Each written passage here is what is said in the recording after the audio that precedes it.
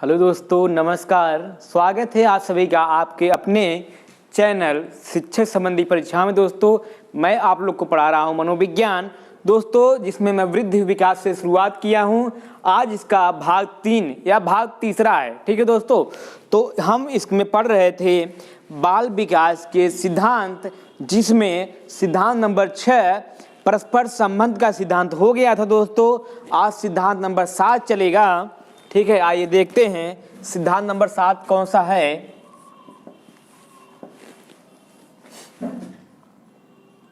विकास का वंशानुक्रम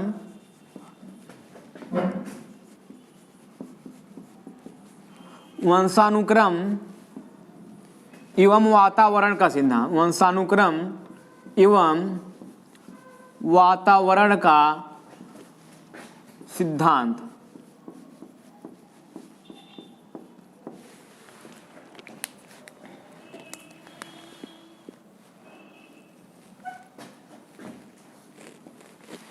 विकास का वंशानुक्रम एवं वातावरण का सिद्धांत। दोस्तों, यह आपका सिद्धांत के क्रम नंबर 7 है।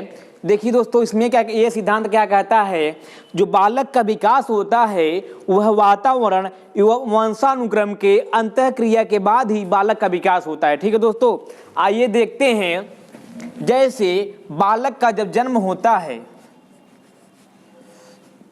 यह कोई बालक है,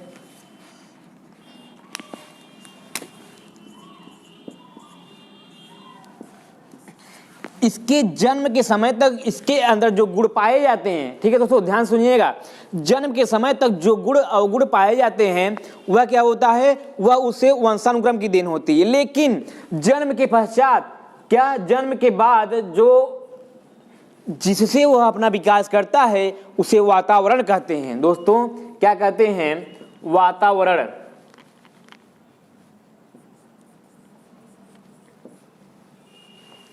दोस्तों ध्यान से सुनिएगा, जन्म के समय, जन्म के पहले उसके अंतर्गत जितने गुण अवगुण इत्यादि कह सकते हैं, जन्म के समय जितने भी गुण अवगुण उसके अंतर्गत होते हैं वह किसकी देन होती है, वह वंशानुक्रम की देन होती है।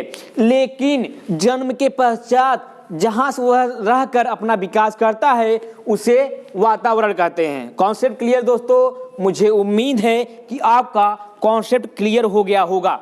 ठीक है, बालक का विकास जो होता है 50% वंशानुक्रम की देन होती है, 50% इसका वंशानुक्रम का देन होता है और 50% किसका होता है, वातावरण का देन होता है। इन दोनों के अंतःक्रिया के बाद ही बालक का उचित एवं समुचित विकास होता है। दोस्तों ठीक है, अब आइए देखते हैं वंशानुक्रम में, जो वंशानुक्रम किसे कहते हैं। तो दोस्तों, माता पिता का गुण जब उसके बच्चे में आ जाता है उसे वंशानुक्रम कहते हैं। जैसे माता पिता का लंबाई, रंग का रूप, चौड़ाई, सोचने, मानसिक बुद्धि भी कुछ प्रभावित होती है दोस्तों वंशानुक्रम से। यह आपका वंशानुक्रम के अंतर्गत आ जाएगा दोस्तों। ठीक है, और वातावरण के अंतर्गत क्या आएगा,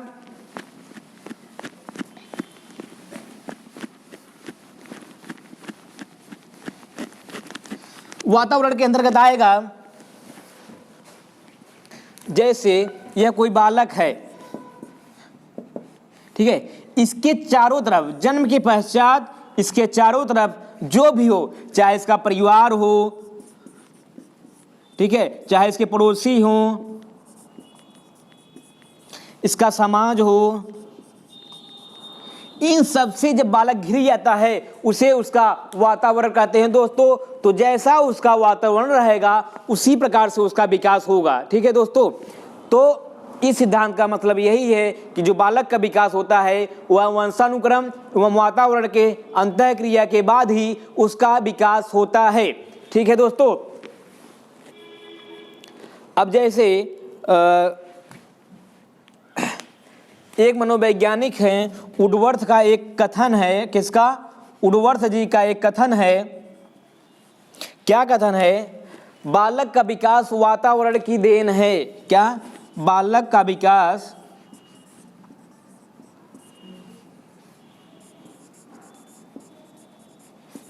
ये वातावरण को ज़्यादा, वातावरण की जो ऊर्ध्वगत जीव हैं ये वातावरण को गौण मानते हैं, मतलब मुख्य मानते हैं, और वंशानुक्रम को गौण मानते हैं। दोस्तों परीक्षा में आया हुआ प्रश्न है कि बालक का विकास में मुख्य रोल अदा करता है वंशानुक्रम, वातावरण। तो दोस्तों वहाँ वातावरण हो जाएगा, जो बालक का विकास होता है वह सबसे ज़्यादा वातावरण के द्वारा होता है। जैसे आप लोग देखे होंगे, ज़्यादा करके केस में आप लोग देखे होंगे, एक डॉक्टर का लड़का डॉक्टर होता है, एक अध्यापक का लड़का अध्यापक होता है। 90% चांस ऐसे बनते हैं दोस्तों, यह किसकी देन है? या वातावरण की देन है दोस्तों।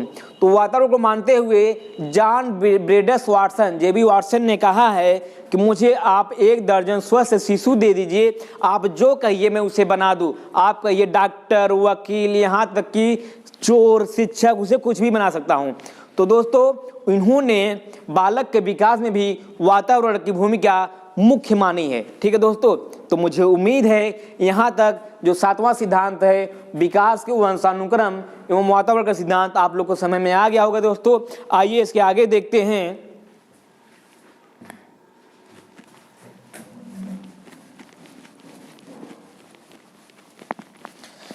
जो 8वां सिद्धांत है दोस्तों वह है असमान प्रतिमान का सिद्धांत। किसका? असमान प्रतिमान का सिद्धांत।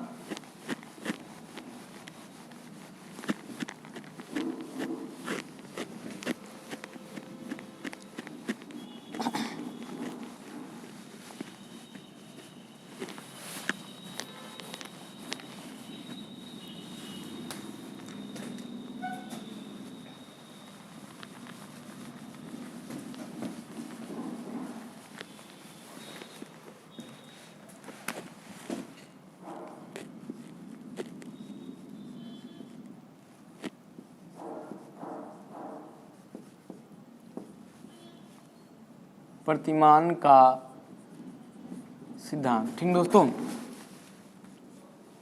यह क्या कहता है?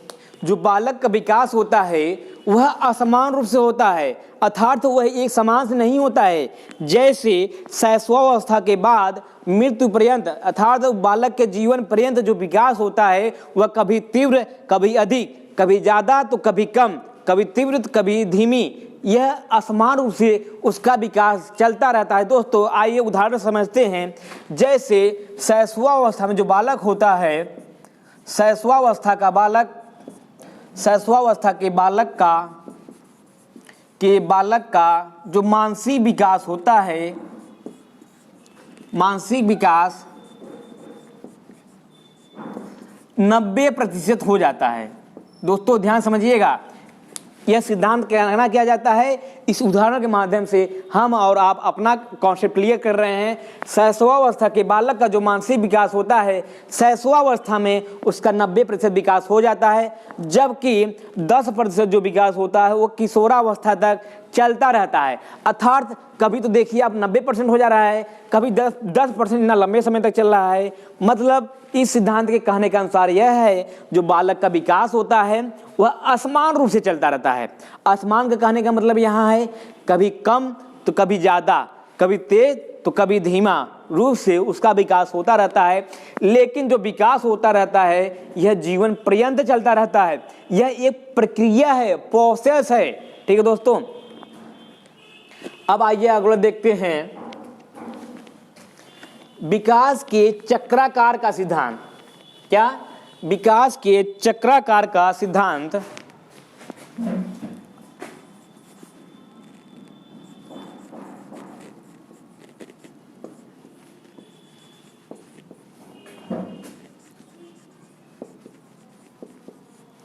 चक्राकार का सिद्धांत।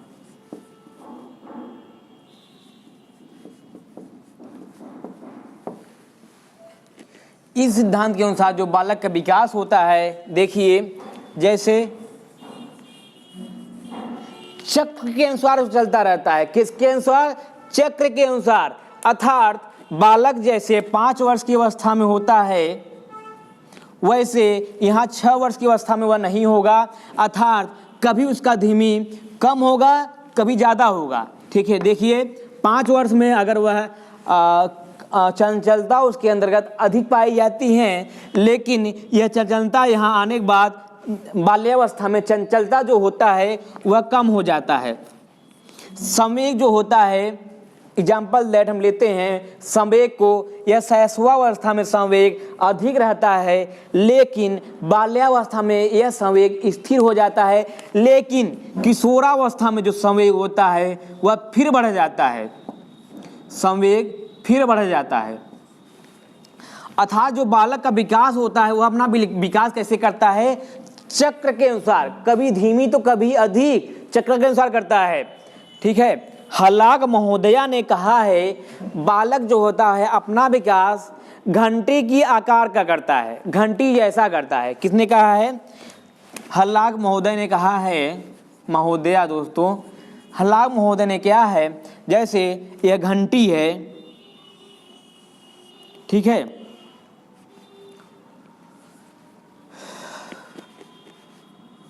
यहाँ दोस्तों अगर लिखना हो तो लिख लीजिए, क्योंकि पूछा भी जा सकता है। हलाक महोदया के अनुसार बालक का विकास जो होता है वह घंटी के आकार के जैसा होता है। क्या? घंटी के आकार के जैसा होता है।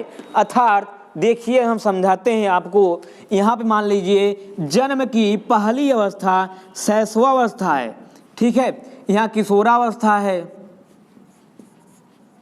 फिर यहाँ क्या शुरू हो जाएगा, वृद्धावस्था शुरू हो जाएगा। ठीक है दोस्तों, तो जो शारीरिक विकास होगा शैशवावस्था में धीरे धीरे यह बढ़ता जाएगा, लेकिन किशोरावस्था के बाद उसकी शारीरिक जो वृद्धि होगी वह कम होती जाएगी। अर्थात कह सकते हैं शारीरिक विकास क्षय होना शुरू हो जाता है, मांसपेशियों में शिथिलता आ जाती है, मानसिक रूप से सोचने समझने की क्षमता कम हो जाती है, हमारी आंखों से कम दिखाई देता है। यह सिद्धांत हलाक महोदया ने यही बताया, बालक का विकास घंटी के आकार के जैसा होता है। ठीक है दोस्तों, तो यह थे कुछ सिद्धांत जो यहाँ पे कंप्लीट होते हैं। सिद्धांत तो दोस्तों और हैं, लेकिन हमें और आपके परीक्षा के दृष्टिकोण से 8 या 9 सिद्धांत पढ़ना है दोस्तों। तो आप लोग स्क्रीनशॉट मारना हो मार लीजिए, नोट कुछ लोग कर रहे होंगे नोट कर लीजिए। अब आइए देखते हैं बाल विकास को प्रभावित करने वाले कारक। ठीक है दोस्तों, यह आपका चैप्टर का अंतिम भाग चल रहा है दोस्तों। इस चैप्टर से प्रत्येक वर्ष 1 या 2 क्वेश्चन रहता है, चाहे वह टेट हो, सुपर टेट में पूछा गया है, चाहे बिहार टेट हो, यच टेट हो। ठीक है, अब आइए देखते हैं बाल विकास को प्रभावित करने वाले कारक।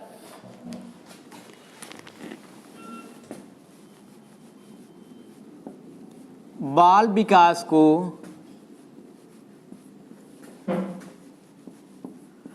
प्रभावित करने वाले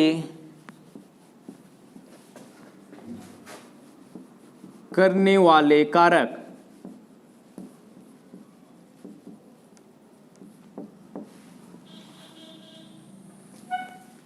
ठीक है, अब प्रभावित मतलब वह सभी तत्व, वह सभी कारक जिसकी वजह से बालक के विकास में वृद्धि भी हो सकती है तथा कमी भी हो सकती है।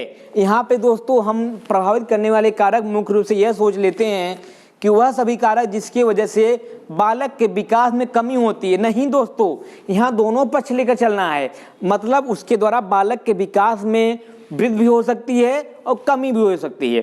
तो जो मुख्य रूप से 2 भागों में बांट कर हम और आप अध्ययन करेंगे। ठीक है,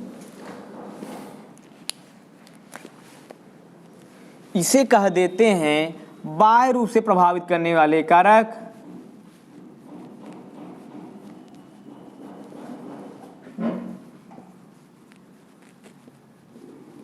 और दूसरा नाम दे देते हैं आंतरिक रूप से प्रभावित करने वाले कारक।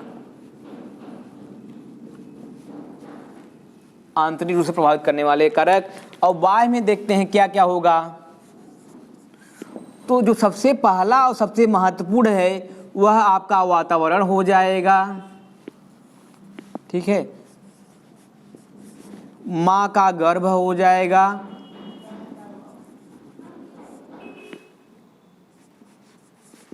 परिवार हो जाएगा, राष्ट्रीयता हो जाएगी,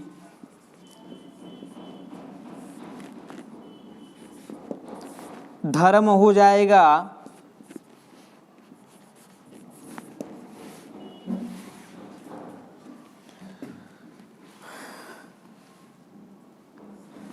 वातावरण, माँ का गर्भ, परिवार, राष्ट्रीयता, धर्म, स्कूलिंग हो जाएगा। ठीक है, अब इसके आंतरिक रूप में देखते हैं।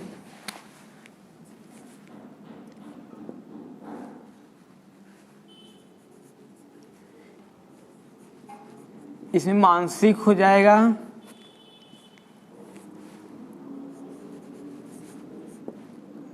सांवेगिक हो जाएगा, और दोस्तों जो सबसे महत्वपूर्ण है वह है, इसमें दोस्तों इंपॉर्टेंट कर लीजिएगा वातावरण को, और इसमें इंपॉर्टेंट कर लीजिएगा वंशानुक्रम को।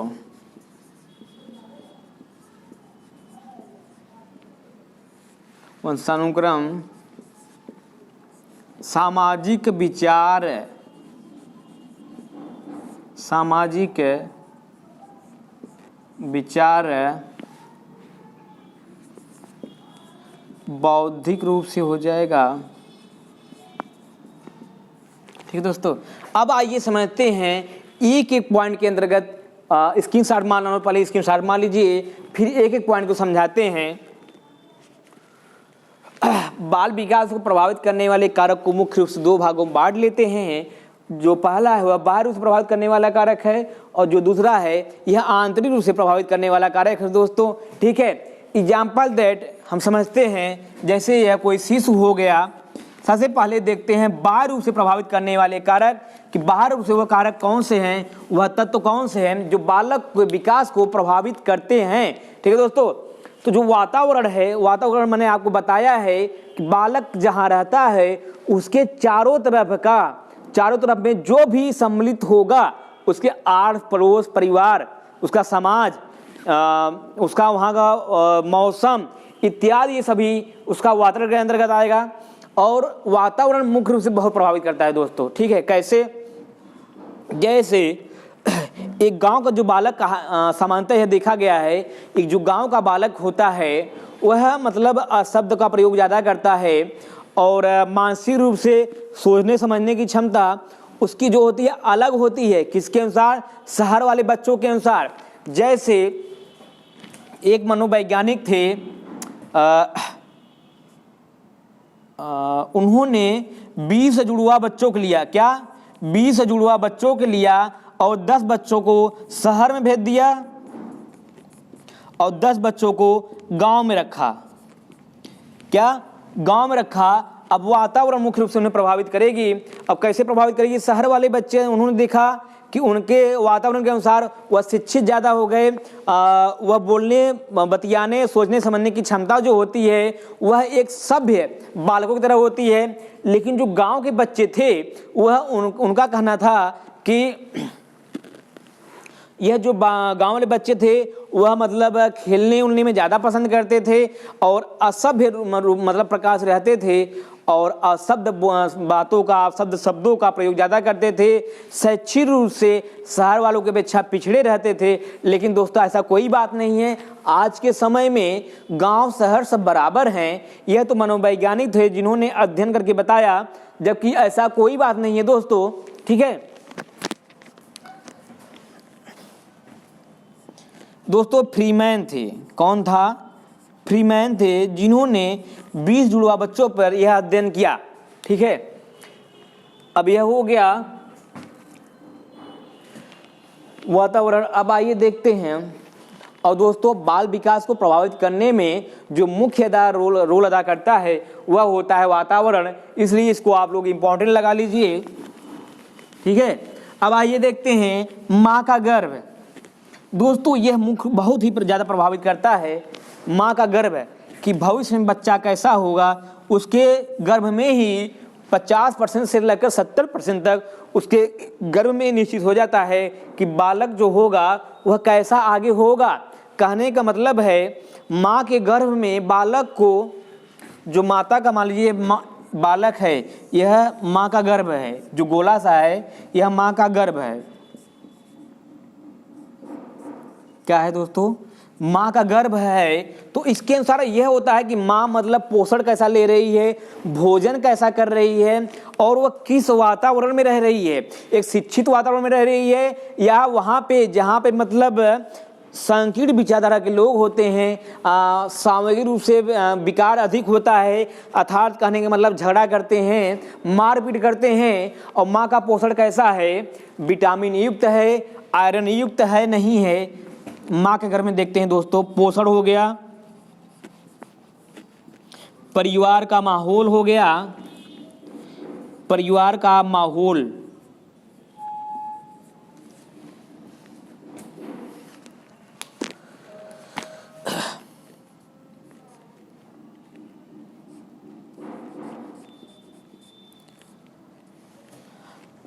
माता का स्वास्थ्य।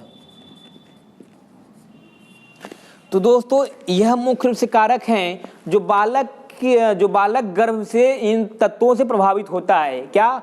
पोषण, माँ को पोषण कैसा मिल रहा है, विटामिन युक्त मिल रहा है कि नहीं मिल रहा है। इस अवस्था में माँ को आयरन की अधिक आवश्यकता होती है, उसे आयरन की पूर्ति हो रही नहीं हो रही है। परिवार का माहौल कैसा है, अर्थात शिक्षित परिवार है, अशिक्षित परिवार है, या ऐसा परिवार है जो झगड़ा मार अधिक करता है। माता का स्वास्थ्य कैसा है, वह शारीरिक रूप से स्वस्थ रहती हैं या बीमार रहती हैं। तो यह कुछ कारक है जिसकी वजह से बालक प्रभावित होता है। ठीक है, अगर माँ का स्वास्थ्य अच्छा है तो उम्मीद किया जाता है बालक जो होगा स्वस्थ पैदा होगा। ठीक है, एग्जाम्पल दैट अभी अभिमन्यु का जो पार्ट है हम लोग पढ़े हुए हैं, उसमें बताया गया है कि अभिमन्यु जो 6 द्वार तोड़ने की कला बताते हैं अपनी पत्नी को, तो वह उनके पुत्र युधिष्ठिर में दोस्तों युधिष्ठिर वह सीख लेता है। 7वें में जो उसकी माता जी सो जाती हैं तो वह जान नहीं पाती हैं, तो द्वार खोलने के 6 गुण वह पेट में ही सीख कर आते हैं। यह गुण दोस्तों सत्य बात है कि जो माँ का गर्भ होता है उसके द्वारा बालक प्रभावित होता है। एग्जाम्पल देट मूवी है 30 मार खां। दोस्तों अक्षय कुमार की जो माता जी रहती हैं वह हमेशा मार धाड़ चोरी डकैत वाला मूवी पिक्चर देखती रहती हैं, जिसकी वजह से जो अक्षय कुमार पैदा होता है 30 मार खा दोस्तों चोर भी पैदा होता है। आप लोग देखे होंगे। तो दोस्तों यहाँ बस मैंने एग्जाम्पल लिया है आपको समझाने के लिए। ठीक है, परिवार दोस्तों इसी में आ जाएगा कि जो बच्चा होता है उसका परिवार कैसा है, शिक्षित है, अशिक्षित है, आर्थिक रूप से मजबूत है या कमजोर है, समाज कैसा है उसके परिवार का, मतलब समाज नेतृत्व करते हैं या नहीं करते हैं, तो उसके द्वारा बालक प्रभावित होगा। एक अच्छा देखा गया है कि अच्छे नेता का जो बेटा होता है उसके अंदर भी नेता का गुण होता है। तो यह विकास को प्रभावित करने वाले कारक हैं। राष्ट्रीयता दोस्तों यह निर्भर करता है कि बालक जिस राष्ट्र में, जिस देश में पैदा होता है उस राष्ट्र के अनुसार अपना विकास करता है। एग्जाम्पल दैट दोस्तों यह बालक अगर अमेरिका में पैदा होगा, अमेरिका में या जापान में, कहाँ, जापान में या चीन में, तो जाहिर सी बात है वह टेक्निकल रूप से उसके जो गुण होंगे वो टेक्निकल गुण जो ज़्यादा होंगे दोस्तों। ठीक है, अगर भारत में पैदा होगा तो भारत में हम और आप देख रहे हैं राजनीति नहीं ज़्यादा होती है, भ्रष्टाचारी होती है, तो वह बालक भी वही सब सीखेगा और उसी के अनुसार विकास करेगा। लेकिन अगर वही बालक जापान में पैदा होता है तो वहाँ पर टेक्नोलॉजी बहुत ज़्यादा है और जिसकी वजह से जो बालक होगा वह भी, उसका जो दिमाग होगा टेक्नोलॉजी बहुत ज़्यादा ग्रहण करेगा। तो प्रत्येक बालक अपने देश के संस्कार, रीति रिवाज, परंपरा के अनुसार अपना विकास करता है दोस्तों। ठीक है, मुझे उम्मीद है यहाँ तक आपका कॉन्सेप्ट क्लियर हो गया। आपका बात है धर्म। तो धर्म देखते हैं दोस्तों, धर्म क्या कहता है। धर्म यह कहता है, जैसे हम एग्जाम्पल भारत का लेते हैं, भारत में मुख्य रूप से 4 या 5 धर्म है। अपना भारत जो होता है धर्मों का संगठन है। अनेकता में एकता का रूप देता है अपना देश भारत दोस्तों। तो हिंदू मुस्लिम सिख ईसाई, हिंदू मुस्लिम सिख ईसाई दोस्तों, मैं यहाँ पर बस एग्जाम्पल ले रहा हूँ और उसे यह मुद्दा बहुत संवेदनशील है, अर्थात बस आप लोग समझिए, समझाने के लिए आप लोग ले रहा हूँ।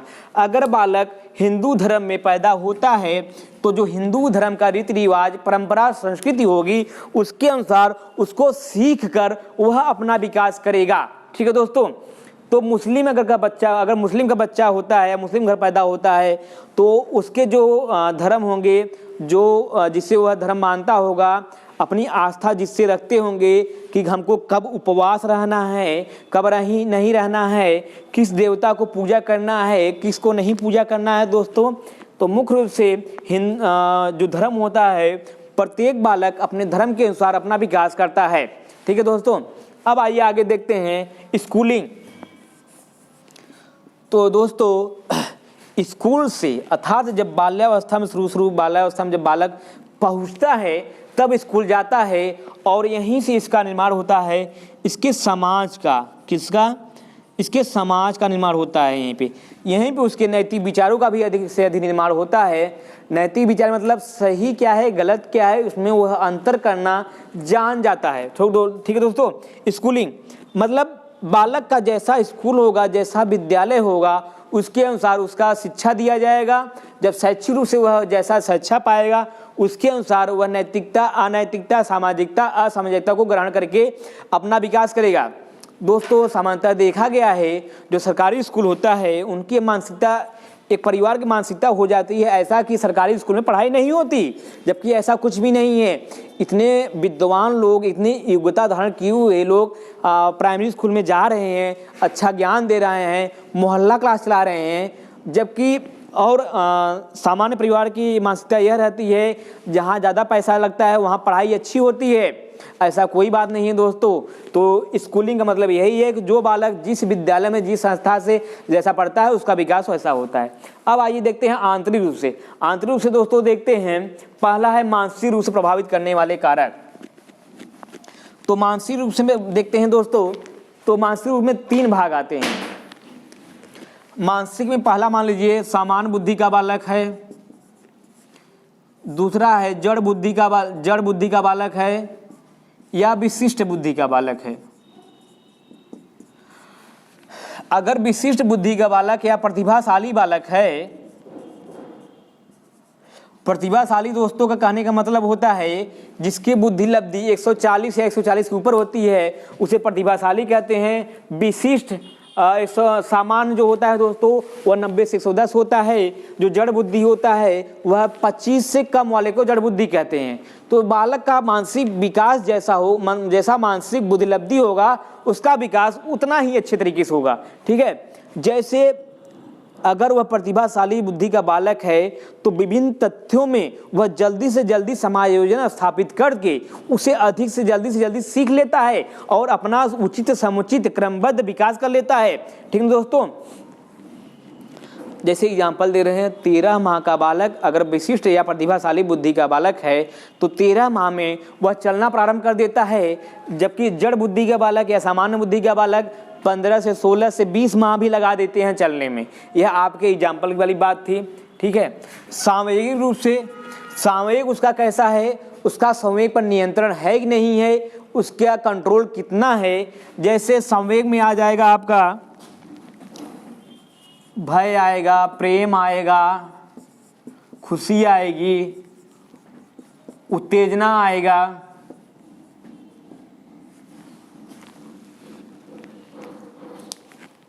तो यह मुख्य रूप से थे संवेग से प्रभावित करने वाले कारक। ठीक है। तो बालक का विकास जितना अच्छा मानसिक विकास होगा उसी से रिलेटेड जुड़ा हुआ संवेग है। अगर संवेग पे उसका नियंत्रण है, सही संवेग का सही समय पे प्रयोग करके उसका मानसिक विकास, सामाजिक विकास, शारीरिक विकास, सभी विकास अच्छे रूप से होंगे। जैसे एक लीडरशिप करने वाला कोई व्यक्ति होता है जिसे नेता कहते हैं। अगर नेता जो सही संवेग का प्रयोग करके भाषण में, अपने द्वारा दिए गए भाषण में सही संवेग का चढ़ाव उतार लय के अनुसार भाषण देता है, जिससे लोग प्रभावित होते हैं, तब जाके उसे जिताते हैं। और एक अच्छा नेता वही कहा जाता है जिनका संवेग पर सबसे अधिक पकड़ होता है। कब उसे अधिक तेज बोलना है, कब मीठा बोलना है, मीठा बोलकर लोगों को अपनी बातों में फंसाना है और झूठा वादा करना है, तो यह सब नेता के गुण होते हैं। वह उसके समय पर बहुत अच्छा नियंत्रण होता है दोस्तों। अब आइए बात करते हैं वंशानुक्रम की।